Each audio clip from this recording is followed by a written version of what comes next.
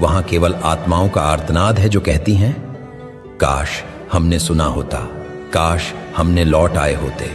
इसलिए मैं तुमसे कहता हूं, जब तक तुम्हारे पास जीवन है तब तक लौट आओ। आज अवसर है, कल नहीं। मैं चाहता हूं कि तुम इस बात को समझो, नरक न्याय का परिणाम है, पर उद्धार प्रेम का निमंत्रण है। मैं तुम्हें भय दिखाकर नहीं, बल्कि प्रेम दिखाकर बुलाता हूं। जो मुझ में विश्वास करता है वह नाश नहीं होगा, बल्कि अनंत जीवन पाएगा। मैं जानता हूं यह प्रश्न हर हृदय में उठता है, यदि परमेश्वर प्रेम है तो नरक क्यों है? यह प्रश्न उचित है क्योंकि तुम मेरे प्रेम को जानते हो, पर मेरा न्याय भी प्रेम से ही निकलता है। मैं तुम्हें बताना चाहता हूं कि मेरा प्रेम और मेरा न्याय एक दूसरे के विरोधी नहीं है, वे एक ही सत्य के दो पहलू हैं। प्रेम बिना न्याय के कमजोर है और न्याय बिना प्रेम के क्रूर है।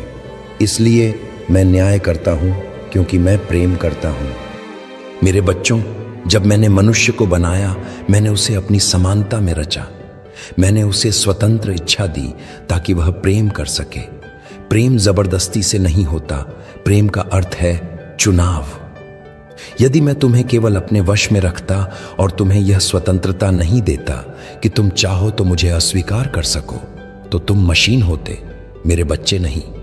इसलिए मैंने तुम्हें चुनाव की स्वतंत्रता दी, जीवन या मृत्यु, आशीर्वाद या शाप। और जब कोई व्यक्ति बार बार जीवन के स्थान पर मृत्यु चुनता है, तब अंततः वह उसी मार्ग पर पहुंचता है जो उसने स्वयं चुना। नरक मेरे द्वारा उन पर थोपा गया दंड नहीं है जो मुझे नहीं चाहते। यह उस चुनाव का परिणाम है जो उन्होंने स्वयं किया है। एक ऐसा अस्तित्व जहां मैं नहीं हूं, मैं प्रकाश हूं। जो मुझे छोड़ता है वह अंधकार में जाता है। मैं जीवन हूं। जो मुझे अस्वीकार करता है वह मृत्यु में जाता है। मैं प्रेम हूं।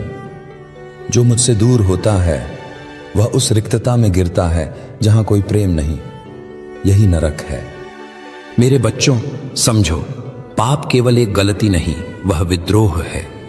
जब आत्मा जानबूझकर उस सत्य से मुंह मोड़ लेती है जो उसे झांत है, तब वह मेरे प्रेम के विरुद्ध खड़ी होती है। न्याय इसलिए आवश्यक है क्योंकि मैं पवित्र हूं। मेरे राज्य में कोई भी बात अपवित्र प्रवेश नहीं कर सकती। यदि मैं न्याय न करूं तो मैं अपने ही स्वरूप को नकार दूंगा। जब मैं क्रूस पर लटका था, मैंने पाप का भार अपने ऊपर लिया।